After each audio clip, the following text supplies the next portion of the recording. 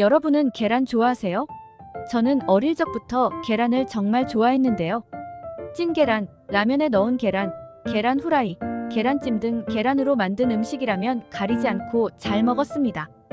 중간 크기의 계란 한 개는 무게가 60g 정도밖에 되지 않지만 그 안에는 간과 뇌 기능을 증진시키는 콜린, 근손실을 막아주는 단백질, 심혈관 질환을 예방하는 셀레늄 등 많은 합자들이 극찬할 정도로 영양 성분이 풍부한 식품입니다.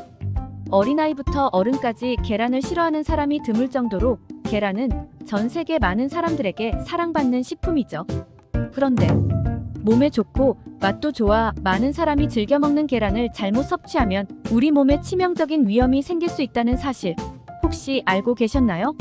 이렇게 몸에 좋은 계란도 어떤 음식과 어떻게 먹느냐에 따라서 내 몸에 보약이 될 수도 반대로 독이 될 수도 있다고 하는데요.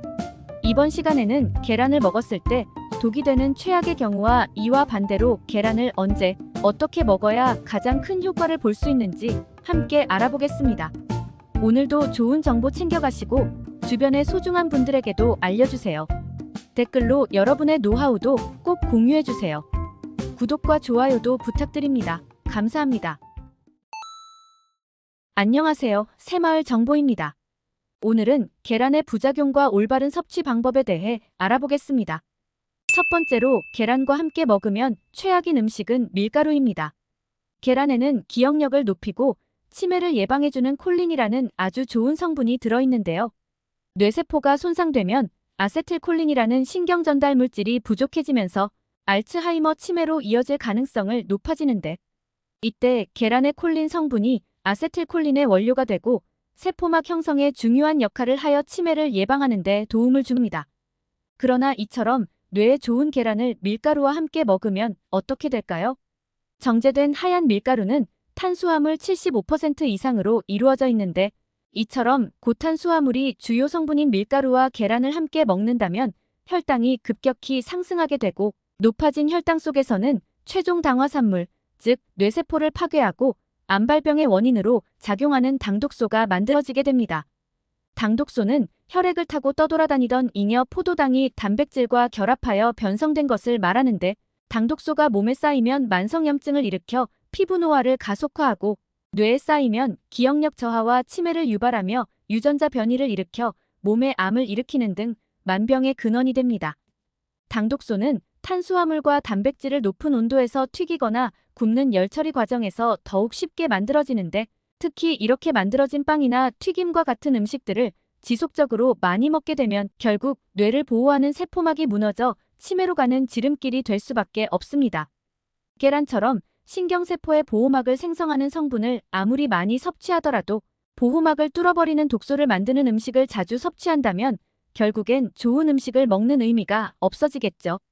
따라서 빵처럼 밀가루 음식이나 기름에 튀긴 음식들은 되도록 멀리하고 드시더라도 계란과 정제된 밀가루가 들어가지 않은 통밀 또는 비건 재료들로 만들어진 것을 드시는 게 좋겠습니다. 두 번째로 계란과 함께 먹으면 최악인 음식은 감입니다. 계란과 감을 함께 먹을 일은 많지 않겠지만 요즘엔 곶감이나 감말랭이처럼 먹기 간편한 식품으로도 많이 드시는데요. 계란과 감을 함께 먹을 경우 가볍게는 두통이나 설사, 구토, 소화불량에 그치지만 심하면 급성 위장염, 위석 등을 유발합니다. 이러한 증상을 나타내는 원인은 바로 감의 떫은 맛을 내는 탄닌 성분 때문인데요.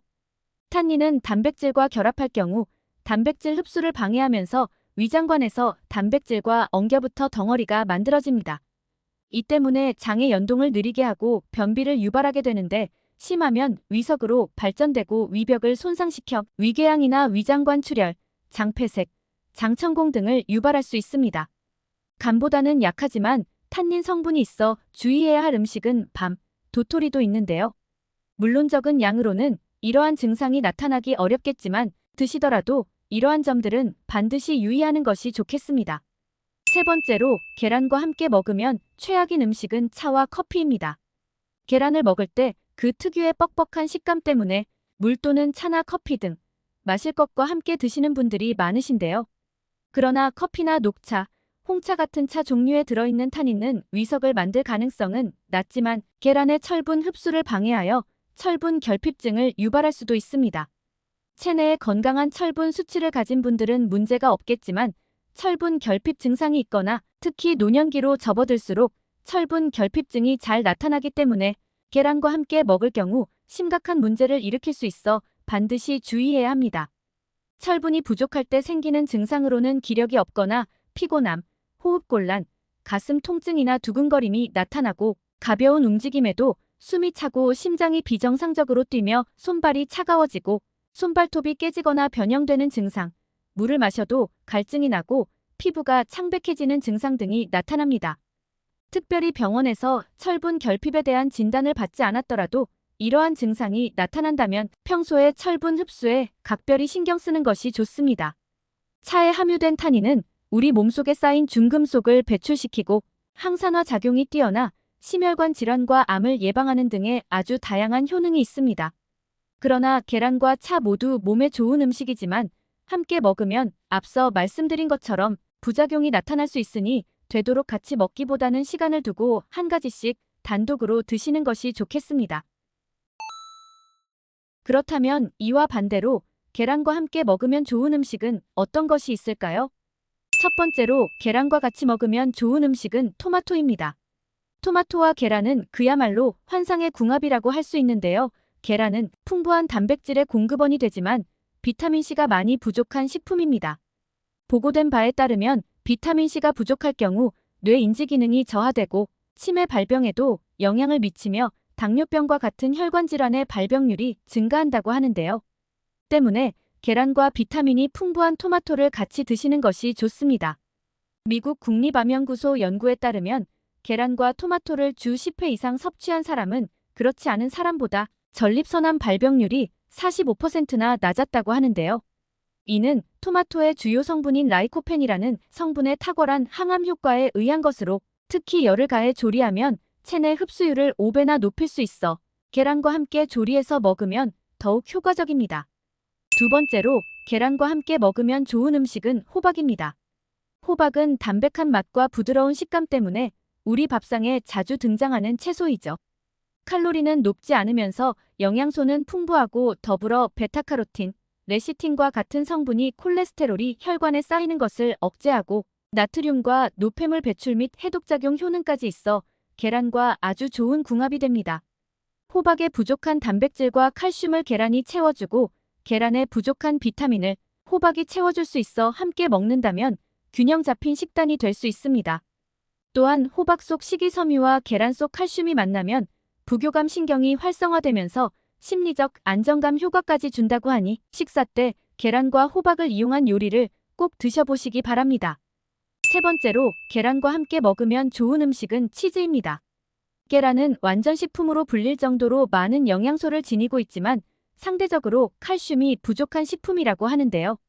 계란이 들어가는 음식에 칼슘이 풍부한 치즈를 넣어 함께 섭취하면 노른자에 들어있는 비타민 D가 칼슘의 체내 흡수율을 증가시키는 역할을 합니다. 나이가 들수록 계란을 섭취해야 하는 이유 중 하나가 바로 계란에 함유된 비타민 D 성분 때문인데요. 우리 몸에 비타민 D가 부족하면 골다공증과 같은 뼈질환에 걸리기 쉬워지고 면역력이 약해져 감기와 염증, 만성피로에 시달리며 우울감, 탈모, 비만, 수면장애 등 다양한 증상의 원인이 될 수 있습니다. 때문에 계란 요리에 궁합이 좋은 치즈를 함께 넣어서 맛과 영양까지 모두 챙기시기 바랍니다. 이렇게 궁합이 좋은 음식 외에도 계란 자체만으로 건강하게 섭취하는 방법을 추천드리려고 하는데요.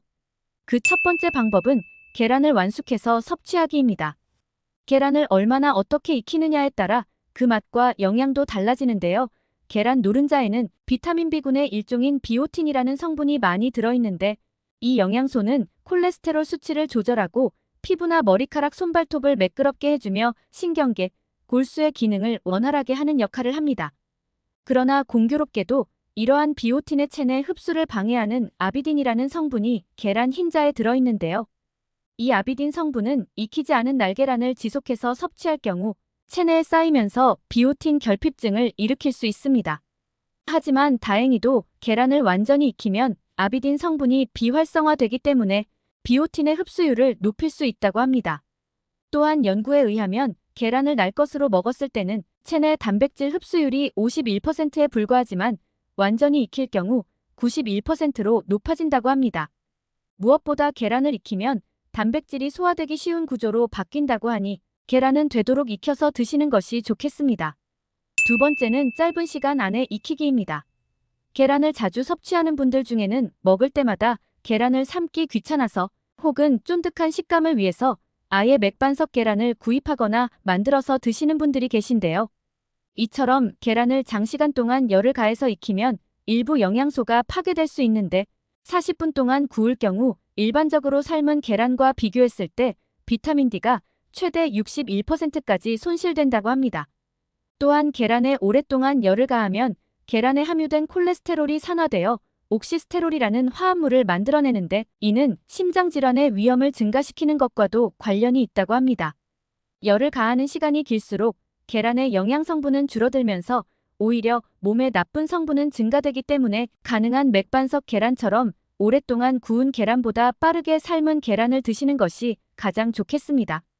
세 번째는 흰자, 노른자 같이 먹기입니다. 계란하면 끊이지 않는 주제가 바로 콜레스테롤이죠. 계란의 콜레스테롤이 걱정돼서 계란 흰자만 드시는 분들이 많으신데요. 계란 속 단백질은 흰자가 노른자보다 많이 들어있지만 콜린, 루테인, 제아잔틴, 오메가3, 셀레늄 등 계란의 핵심 영양소라 할 수 있는 성분들이 대부분 노른자에 함유되어 있기 때문에 되도록 흰자와 노른자를 같이 먹는 것이 좋습니다. 특히 계란의 콜레스테롤은 건강에 큰 영향을 미치지 않는다는 것이 이미 여러 연구에서 밝혀졌으며 오히려 노른자의 레시틴 성분이 콜레스테롤 수치를 낮춰준다는 연구도 있습니다. 전문가들은 콜레스테롤 수치가 높거나 고지혈증 등의 이상이 없는 건강한 사람이라면 하루에 계란 2개를 먹는 것은 전혀 문제가 없다고 합니다. 따라서 계란의 우수한 효능을 모두 누리기 위해서라도 흰자와 노른자 모두 드시는 것이 좋겠습니다. 오늘은 계란의 효능과 부작용에 대해 알아봤습니다. 정보가 도움되셨다면 주변의 소중한 분들에게 영상을 공유해 주시고 여러분의 건강 노하우도 댓글로 남겨주세요. 구독과 좋아요도 부탁드리겠습니다. 구독과 좋아요는 새마을 정보에게 언제나 큰 힘이 됩니다. 다음에 더 유익한 영상으로 찾아오겠습니다. 건강하고 행복하세요.